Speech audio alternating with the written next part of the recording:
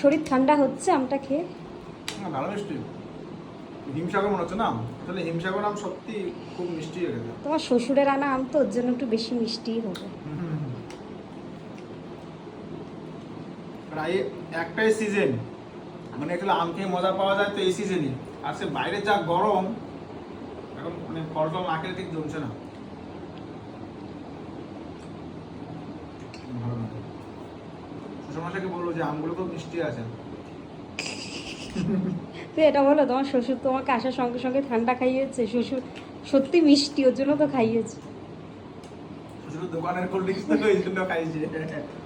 না, আমটা ভালো ছিল, সত্যি মিষ্টি। আচ্ছা না, খাও খাও।